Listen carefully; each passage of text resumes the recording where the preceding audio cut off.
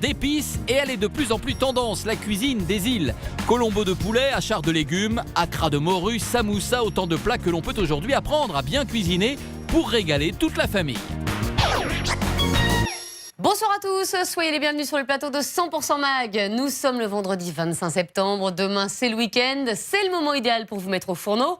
Et si vous avez très envie d'épater votre famille ou vos amis, eh bien pourquoi ne pas tenter l'expérience de la cuisine des îles? Une cuisine facile à préparer, savoureuse et originale, dépaysement et succès garantis. La preuve avec ce reportage de Magali Tiercelin. Yannick, Damien, parce que nous ça ici pour le bon gâteau et puis le bon riz là, nous mettons un table dans le salle à côté, voilà, pour le bon bol et tout, parce que nous ça mettre le... Ouais, juste là. Vous n'avez probablement pas tout compris, pourtant les consignes en créole de Willy sont claires. Cet aide-soignant de 35 ans s'est lancé un sacré défi, cuisiner un repas réunionnais pour 120 personnes. Avec l'aide de son équipe de foot, ils ont la journée pour tout préparer. On se croirait un peu au pays là, avec la gamelle, le trépied et tout là. Au menu, spécialité réunionnaise avec un incontournable, le hachard de légumes. Dans la cuisine réunionnaise, on va dire c'est indispensable. Hein. Tous les fêtes là, toutes les festivités qu'il y a chez nous là, le hachard de légumes, c'est en premier lieu. Hein. Carottes, choux blancs, haricots verts finement émincés, sans oublier les épices, piments, curcuma et gingembre. On dit chez nous, le gingembre, ça fait lever la jambe. C'est une épice aphrodisiaque. Voilà. Donc, faut pas trop abuser. L'île a été le passage obligé de la route des Indes et sa cuisine s'en ressent. Vous avez la cuisine indienne, cuisine malgache, cuisine métropolitaine un peu. Donc, partant de là, c'est vraiment une réunion de cuisine, quoi. La cuisine des îles fait voyager à travers ses saveurs et ses parfums exotiques. Cabri massalé réunionnais, boudin antillais, curry de poulet ou féroce de morue. Une cuisine qui ne coûte pas cher et qui permet d'explorer des saveurs méconnues. Pour découvrir ses goûts et ses senteurs, rendez-vous dans ce marché exotique. On pourrait se croire dans les dom-toms et pourtant, nous sommes à Saint-Denis, en région parisienne. Il y a des patates douces, des ignames, il y a aussi les citrons verts, des citrons jaunes, des gombos, là les bananes vertes que l'on fait cuire. Elles sont pas sucrées celles-là, contrairement aux bananes jaunes comme ça. Béatrice, chef de cuisine antillaise, trouve ici tous ses ingrédients favoris. Là c'est génial parce qu'on a vraiment tous les produits exotiques dont je me sers. Et moi je regarde la Christophine, voilà, qu'on appelle aussi chouchou ou chayotte. Ça dépend après des départements d'outre-mer. Mais la spécificité des îles, ce sont avant tout les épices. Les épices dont on se sert beaucoup aux Antilles, vous avez le colombo, ça c'est la base. Le curry évidemment, on a de la cannelle, de la coriandre en grains, le piment si je m'en sers, le cumin. Il y a beaucoup d'épices.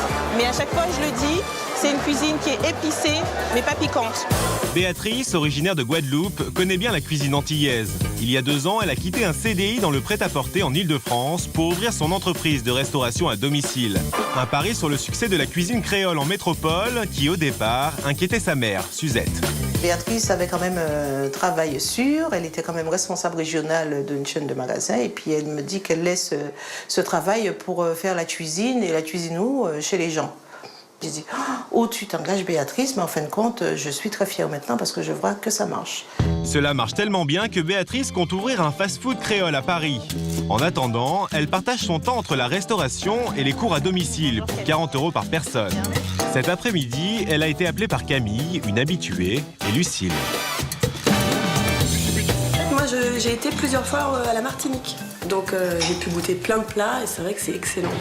Et à chaque fois que je me suis dit je vais en faire un peu, j'ai improvisé, mais c'était bon, mais c'était pas non plus typique. Les filles enfilent un tablier madras aux couleurs de la Guadeloupe. C'est vraiment... Faudrait qu'on ait le super chapeau avec l'ananas. Le petit boubou. Les colliers, tac, Ah, peut-être à la fin. Qui veut se lancer dans la découpe du poulet? Allez, j'y vais. Pour commencer, Béatrice va leur apprendre à cuisiner un grand classique, le poulet colombo. Pour cela, il faut de la cive, c'est-à-dire une sorte d'oignon nouveau, du citron vert. Vous aimez pimenté ou pas pimenté? Moi j'aime bien, pas trop, mais un petit peu, oui quand même. Un petit peu, ouais. En plus d'un piment végétarien, elle ajoute 3 clous de girofle hachés, de l'ail, du thym, du laurier. Et là, le plus important, forcément, ce qui fait le plat, pour l'assaisonnement, c'est le colombo.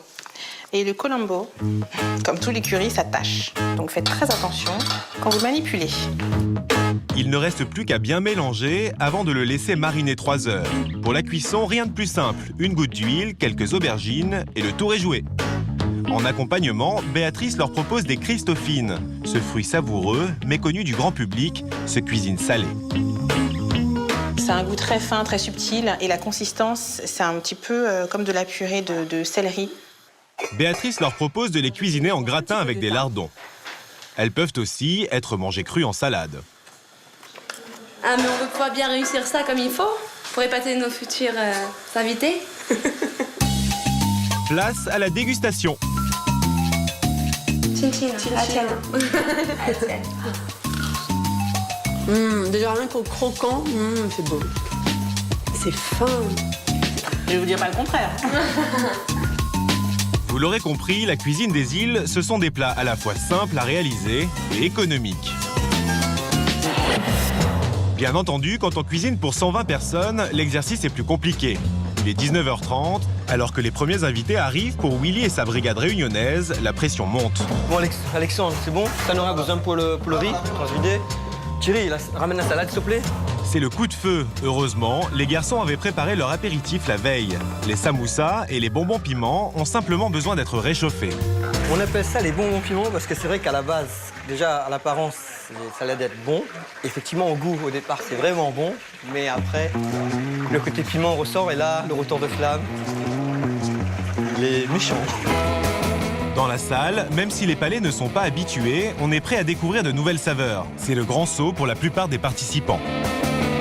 Ah, moi, je connais rien du tout. Moi. Ça, je crois que c'est le samoussa.